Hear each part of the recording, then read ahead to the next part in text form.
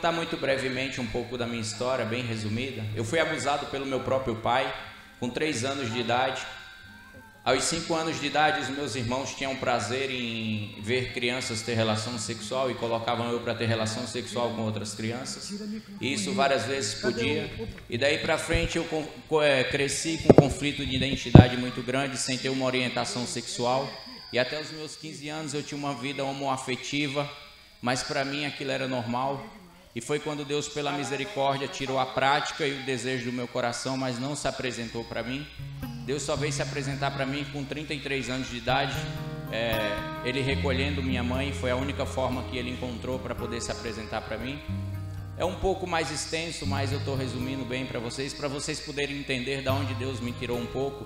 E esse capítulo ao qual eu li, esses versículos, ele resume tudo que minha vida reflete, que é o perdão, principalmente sobre aqueles que mais nos feriram. Porque quando eu conheci a Cristo com 33 anos de idade, quando fazia 2 anos que eu servi a Deus, Deus foi e falou assim: liga para o seu pai e pede perdão para ele. Eu falei assim: Senhor, como assim? Ele destruiu minha vida no meu ponto de vista, aos meus olhos ele tinha feito tudo que ele podia fazer de ruim na minha vida, e o Senhor quer que eu ligue para ele para pedir perdão? E Deus falou assim: sim. Por que você questiona a minha vontade? Eu fui e falei: eu não vou, está errado, isso é injusto aos meus olhos, né, irmãos? Que a gente sempre vê o nosso eu, né? O nosso ego, o nosso orgulho, a gente nunca quer quebrar ele para fazer a vontade de Deus. E foi onde eu tinha um filho que Deus tinha criado uma situação e colocado dentro da minha casa. Ele tinha 9 anos de idade na época. Só que o meu filho olhava para mim e dizia assim: pai, eu te odeio, eu queria ver o senhor morto. E eu fazia culto no lar na minha casa. Deus usava eu para curar, libertar, salvar, alcançar almas. E quando eu terminava o culto, eu ia para o quarto do meu filho, dar boa noite para ele. Satanás se manifestava na vida dele e dizia: expulsa o demônio que está nele, você não tem poder? Deus não te usa ali na sala, por que ele não te usa aqui no quarto do seu filho? E eu não podia fazer nada, porque Deus dizia: ele vai ser liberto, mas não é da maneira que você acha. E não é você impondo a mão sobre a cabeça dele, porque isso não é libertação. A gente impor a mão sobre a cabeça de uma pessoa, ela não vai ser liberta. É uma emergência que Deus dá para ela poder ter fôlego e respirar. A verdadeira cura, ela começa no interior da gente. A verdadeira cura, ela começa através do perdão que a gente tem que liberar sobre aquele que nos feriu. A verdadeira cura, ela começa de dentro para fora, não de fora para dentro. A verdadeira cura e libertação, ela começa quando eu começo a quebrar o meu orgulho, o meu ego e falar assim: Senhor, seja feita a tua vontade. Que é o que no Pai Nosso a gente vai dizer, porque a gente lê o Pai Nosso, mas a gente nunca pratica. Quantos de nós estamos aqui que foram rejeitados por pais, que até hoje guardam mágoa no seu coração porque não foram abraçados, porque não receberam amor, porque não receberam carinho, porque não receberam atenção, e hoje refletem na vida dos filhos aquilo que receberam dos seus pais? Mas a culpa não é de Deus, é nossa, irmãos. Porque se a gente lesse o Pai Nosso e praticasse ele, isso não existia na nossa vida. Porque o próprio Pai vai dizer: se eu não perdoo o próximo, como que eu quero o perdão de Deus? É muito hipócrita a gente dobrar os nossos joelhos e dizer: Senhor, me perdoa, mas eu não perdoo o meu esposo que me feriu, eu não perdoo a minha esposa que me feriu, eu não peço perdão para os meus filhos. Então a gente pede para Deus nos curar, a gente pede para Deus nos libertar, mas da forma que a gente quer, não da forma que Ele quer fazer nas nossas vidas. E não tem outro caminho, irmãos. A cura e a libertação, ela começa através do perdão, não tem outro meio, não tem outra rota. É através do perdão que eu tenho que liberar e do perdão que eu tenho que pedir, porque são duas coisas totalmente diferentes. Eu perdoar e liberar o perdão. Só que a gente não quer fazer isso, porque isso nos confronta, isso tira a gente da zona de conforto. Isso faz a gente mexer em feridas que a gente não quer mexer. Porque quem que quer deixar o Espírito Santo hoje mexer em feridas que sabe que vai doer? Mas uma vez uma missionária perguntou para mim e falou assim: pastor, mas libertação dói. Eu falei: não dói, irmão. Dói a gente continuar aprisionado com essa dor dentro da gente, trazendo ansiedade, depressão, espírito de morte, crise de pânico. Isso dói. A gente ser liberto, cura. Minha esposa, ela tem uma frase que essa semana Deus deu no coração dela, que ela fala assim: pessoas feridas ferem, pessoas curadas curam. Então a gente precisa entender que a gente só sabe o que é cura quando a gente começa a praticar na nossa vida, quando a gente permite o Espírito Santo nos curar. E a partir do momento que a gente permite o Espírito Santo nos curar, aí sim a gente está apto a praticar na vida dos outros. Porque não adianta nada a gente pregar a palavra se a gente não permite o Espírito Santo aplicar ela na nossa vida. Não adianta nada a gente rodar, falar em línguas, falar em mistério, ser cheio do Espírito Santo, mas vazio da presença. As pessoas confundem falar em línguas com presença de Deus. Isso não é presença, porque o Espírito Santo e o falar em línguas, ela edifica só a mim mesmo. Para ela edificar a igreja, ela tem que ser interpretada. Se não tiver interpretação, ela não edifica. E hoje o irmão que foi nos buscar, ele estava falando uma coisa que é a coisa mais séria que se vive hoje dentro das igrejas. Ele falou assim: pastor, posso te fazer uma pergunta? Eu falei: pode. Ele falou assim: por que eu vejo igrejas lotadas, praças lotadas, as pessoas indo para a igreja, vivendo o evangelho, mas não vejo mudança? Aí ele foi questionar a Deus. Aí Deus levou ele para dentro da palavra, principalmente para Paulo. Quem conhece Paulo sabe o que Paulo viveu. Paulo não vivia brincando de ser crente, Paulo era crente. Principalmente Paulo vivia o poder do Espírito Santo, vivia o poder da plenitude de Deus na vida dele. Foi quando ele foi falar assim: pastor, o que está faltando hoje é as pessoas terem o poder de Deus, para que os sinais voltem a aparecer, para que as maravilhas voltem a surgir, para que pessoas voltem a ser curadas. E minha esposa começou a contar o nosso testemunho para ele, e eu só fui e complementei. E eu falei: irmão, essa é a mais pura realidade. Deus nos tirou de São Paulo, a gente tinha um restaurante avaliado em mais de 1 milhão, 2 carros na garagem, minha esposa fazendo faculdade. Um dia eu fui orar na madrugada, eu falei: Senhor, eu não quero uma vida dessa. Deus falou: tá bom, larga tudo, vai lá ler Gênesis 12. Quando Deus fala para Abraão: sai da tua terra, do meio da tua parentela e vai para um lugar que eu ainda vou te mostrar.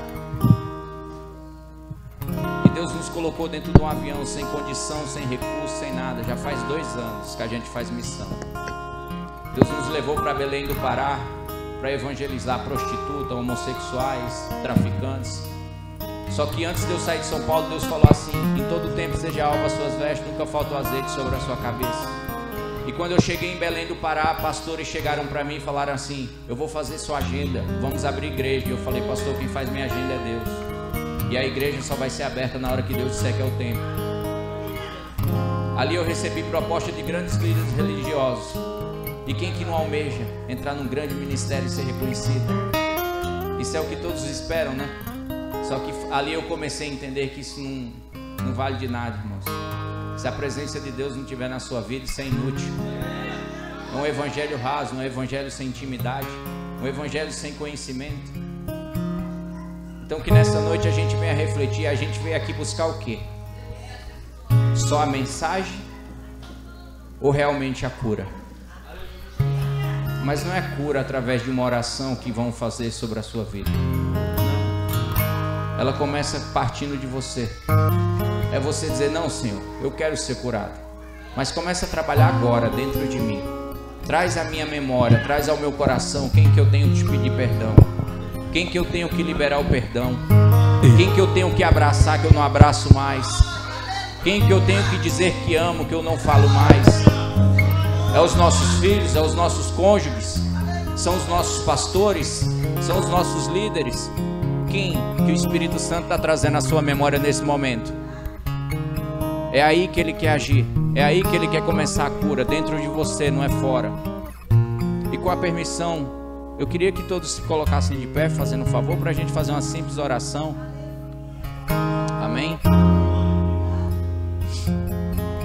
Eu queria que todos colocassem a mão no seu peito, fechassem os seus olhos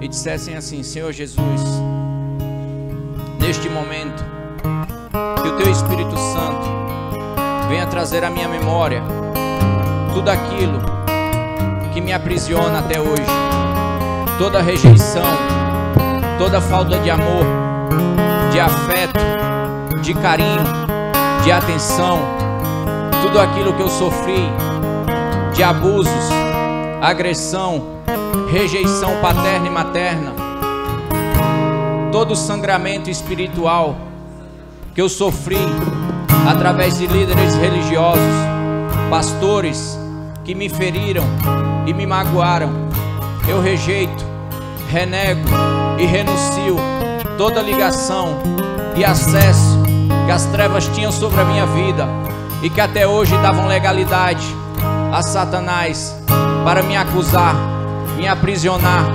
trazer depressão, ansiedade, crise do pânico, crise do medo, que seja repreendido em nome de Jesus.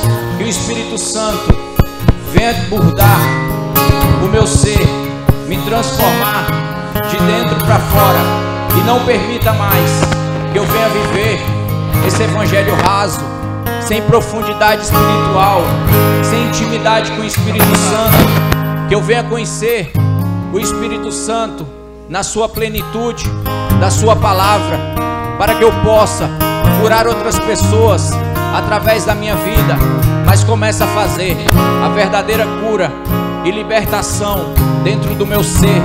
Confronta a minha carne, confronta o meu orgulho, confronta o meu ego, mas não permita que eu continue mais desta maneira, em nome de Jesus.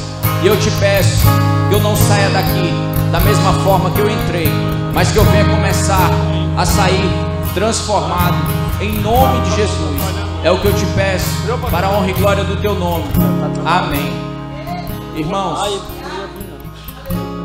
principalmente, comecem aqui, mas quando saírem daqui, cheguem nas suas casas, olhem para os seus cônjuges. Perdão não é eu chegar e dizer assim, me perdoa por tudo.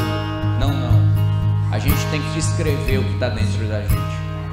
Foi quando eu comecei a falar para o meu pai: pai, eu queria pedir perdão para o Senhor por todas as vezes que o Senhor não me abraçou, por todas as vezes que o Senhor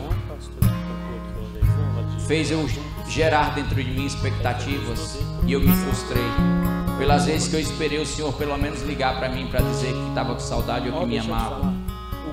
Eu quero lhe pedir perdão por todas as vezes que eu fui ingrato como filho, porque lá em Êxodo 20, versículo 12, o Senhor vai dizer assim: filhos, honra pai e mãe para que seus dias se prolonguem sobre a terra. Deus não está falando que meu pai tem que prestar ou não. Deus não está falando que meu pai tem que me dar amor ou não. Não, não, é a minha parte. Eu tenho que honrar aquele que Deus me colocou como pai. Se Deus permitiu ele, é porque Deus queria me ensinar através dele. E foi através da vida do meu pai, foi através de tudo que ele fez na minha vida que Deus me curou. E hoje o meu ministério é de cura interior e libertação, mas primeiro Deus aplicou na minha vida. Porque Deus nunca vai levantar uma pessoa e chamar ela para agir numa área se Deus primeiro não fizer na vida dela aquilo que ele vai fazer na vida das outras pessoas. O problema é que as pessoas ouvem o chamado de Deus, ouvem o ministério que Deus tem para a vida delas, mas primeiro querem aplicar na vida dos outros aquilo que nem na vida delas elas querem aplicar. Essa semana Deus mandou eu ir até um irmão e Deus falou assim: ó, entra aí no ambiente de trabalho dele. E quando eu entrei naquele ambiente, Deus mostrou a alma daquele irmão.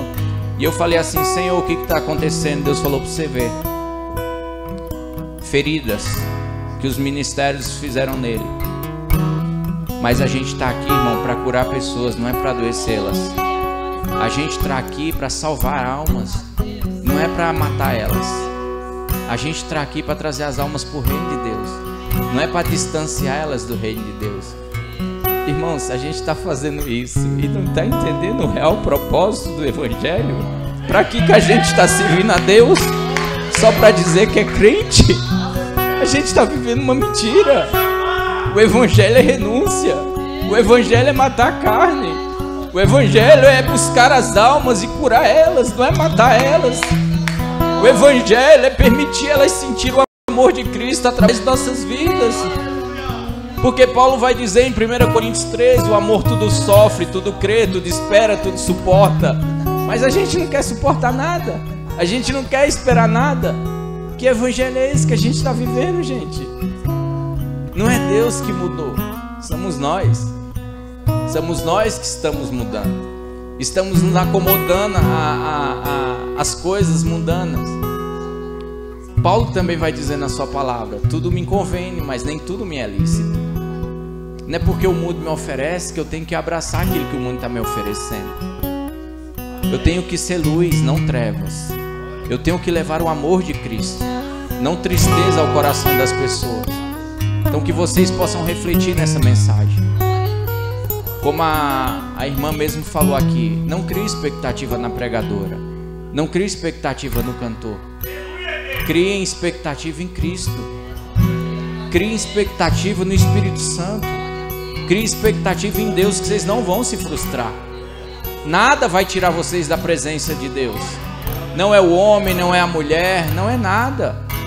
Mas a gente cria tanta expectativa no homem que tudo nos frustra. Aí depois a gente vai pôr a conta em quem? Em Deus.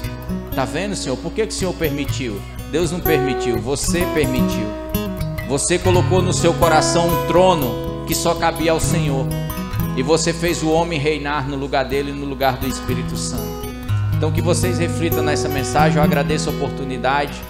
E que Deus possa, e o Espírito Santo possa trabalhar no coração de cada um de nós, para que possamos realmente pregar uma palavra que mude, que traga mudança para a nossa alma, que cura a nossa alma de dentro para fora, não de fora para dentro.